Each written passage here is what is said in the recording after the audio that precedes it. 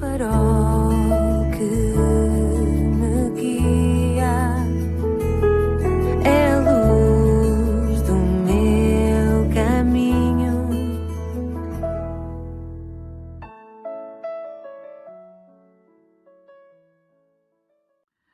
Sou o Carlos Oliveira, bem-vindo à 64ª edição do programa Pedindo Luz, cujo tema hoje é Mitos sobre Deus.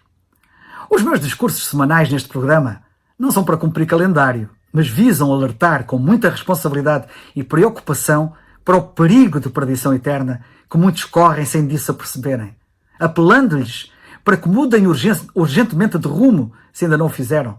Receio que a indecisão em que muitos ainda se encontram se deva aos mitos a que ainda estão agarrados e dos quais se devem libertar com urgência, sob pena de partirem subitamente deste mundo sem terem alcançado a salvação de que precisam e assim se perderem de forma trágica eternamente. Os mitos populares sobre Deus são muitos. Talvez seja porque não podemos realmente vê-lo com os nossos olhos físicos que Deus é tão mal compreendido. Parece que todo mundo tem uma opinião e mesmo que as pessoas não tenham uma razão lógica para tal, elas ainda estão convencidas de que estão certas. Mas os mitos sobre Deus são claramente desmistificados na Bíblia e pela Bíblia, pelo que é muito importante que a leias, que a conheças, pois é ela que nos dá a perspectiva certa de todas as coisas. Portanto, é para a Palavra de Deus que nos voltamos agora, a fim de responder a alguns dos equívocos mais comuns acerca de Deus. Eis um dos mitos populares altamente disseminado na cabeça de muita gente. Se Deus é amor, Ele não irá condenar ninguém, dizem muitos. Deus não é amor? Perguntam. É verdade, Deus é amor, mas Deus também é justo e não tolera a injustiça, ou seria injusto. Deus não é justo? Pergunto agora eu. Imagina a seguinte situação hipotética. Imagina que a tua família era torturada e morta e que o assassino era preso. Imagina agora que, ao ir a julgamento, o juiz solta o assassino sem qualquer punição, porque esse juiz é uma pessoa muito bondosa e misericordiosa, muito cheia de amor. O que dirias de tal juiz? Que ele é injusto. O assassino merece ser castigado por aquilo que fez. O juiz foi bondoso e amoroso, é verdade, mas também foi injusto. Deus, porém, não é assim. Como é que Deus pode ser justo e ao mesmo tempo justificar o ímpio perdoando-lhe? É isso que iremos ver. Se fôssemos nós que tivéssemos que resolver esse problema, teríamos aqui um problema insolúvel, pois qualquer que fosse a nossa decisão, esta não seria satisfatória. Contudo, em Cristo, vemos o amor e a justiça de Deus beijarem-se de forma admirável e harmoniosa. Mas antes de vermos isso, pensemos no seguinte. Quando Deus nos perdoa, todos entendem que Ele é amor. Mas se Ele é amor porque perdoa, então Ele não é justo, porque todo o pecado merece castigo, segundo a sua própria lei justa. Ora, em Cristo Deus revela simultaneamente a sua justiça e o seu amor. Em Cristo vemos o amor de Deus manifestar-se para nos salvar a todos numa base justa, pois antes de Deus manifestar o seu amor, a sua justiça foi satisfeita em Cristo, quando Ele foi à cruz sofrer e morrer, levando sobre si o castigo que a mesma justiça requeria para os transgressores, dando assim a Deus a possibilidade de salvar os pecadores numa base justa. O sacrifício de Jesus Cristo satisfez a elevada exigência da justiça de Deus. E por causa disso é que nós somos perdoados e podemos conhecer o amor de Deus por nós. Deus tratou Jesus como culpado, pois Jesus tomou voluntariamente o nosso lugar, tendo sido separado de Deus quando estava na cruz. Ele disse ali, Deus meu, por que me desamparaste? Jesus foi separado de Deus por nossa causa, para nós sermos reconciliados com Deus pela sua morte. Assim a justiça de Deus foi satisfeita em Jesus Cristo e Deus ficou livre para manifestar o seu amor por nós numa base justa. Jesus fez isto por todos, mas atenção, isto só tem valor para quem crê, diz a Bíblia. Se rejeitares esta sua salvação, serás irremediavelmente condenado. E não te poderás queixar da sorte que tu próprio escolheste, pois Deus tudo fez para te salvar. Só te perdes, se de facto tu quiseres. O que é que vais fazer? Outro mito é que todos os caminhos para Deus estão certos. O ditado popular não diz que todos os caminhos vão dar a Roma? Na Terra, no tempo do Império Romano, realmente todos os caminhos iam dar a Roma.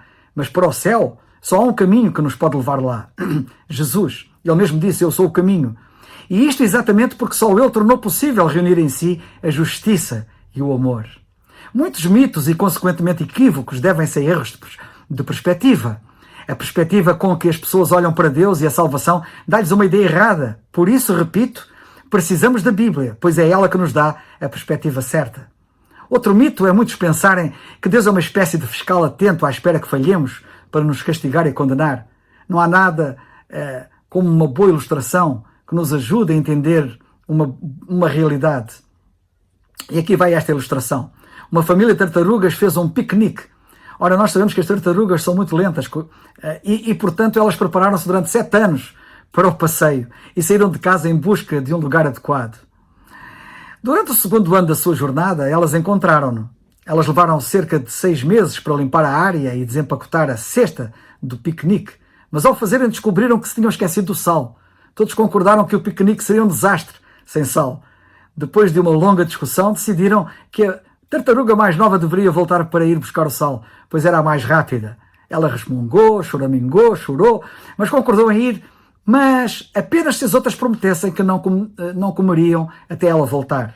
E assim foi. 3 anos passaram-se 5, 6, e no 7º ano a tartaruga mais velha não conseguiu mais conter-se. Ela anunciou que ia comer e pegou numa sanduíche.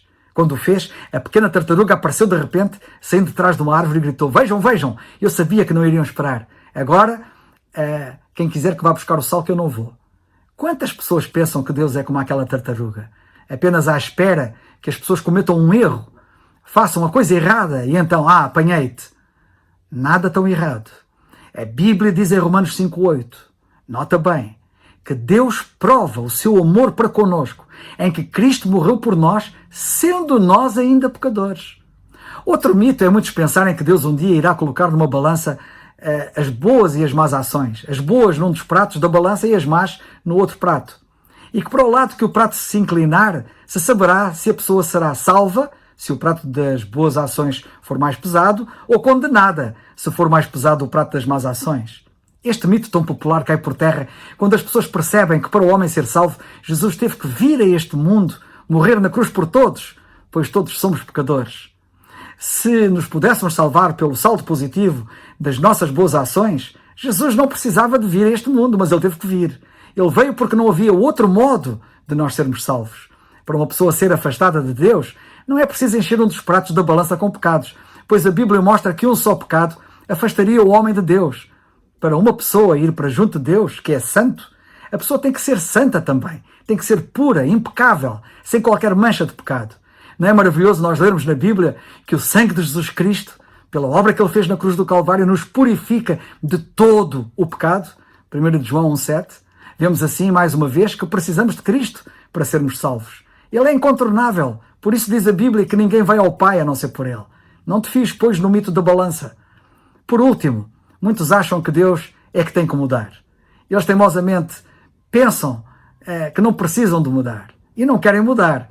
E pensam que quando partirem tudo vai correr bem e vai acabar bem. Ignoram que a Bíblia, por um lado, diz que Deus não muda e, por outro lado, que Deus chama todo o pecador ao arrependimento, ou seja, à mudança.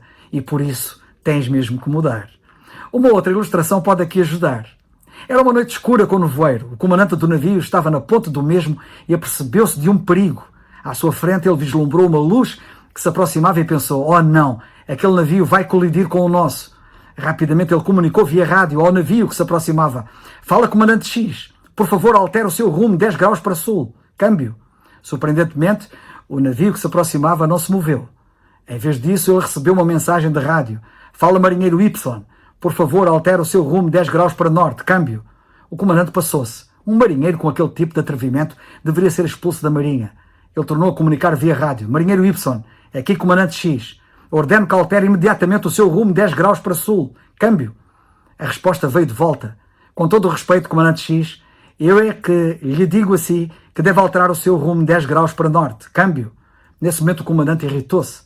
Respondeu via rádio: "Marinheiro Y, sabe que posso mandá-lo para tribunal marcial por causa da sua desobediência. Pela última vez ordeno-lhe que altere o seu rumo 10 graus para sul." O marinheiro respondeu via rádio: "Comandante X, mais uma vez com todo o respeito, peço-lhe que altere o seu rumo 10 graus para norte. Eu sou um farol." Ora, nós podemos discutir com Deus se quisermos, mas Ele está sempre certo e nós errados. Não é Ele que tem que mudar como o farol. Somos nós que temos que mudar. ou a colisão será certa.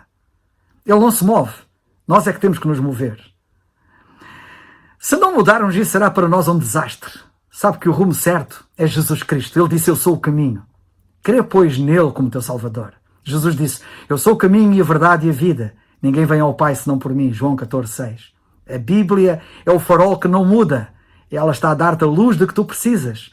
E ela mostra que tens que mudar. E o apelo da Bíblia é muito claro para ti. Crê no Senhor Jesus Cristo e serás salvo. Atos 16:31. É o farol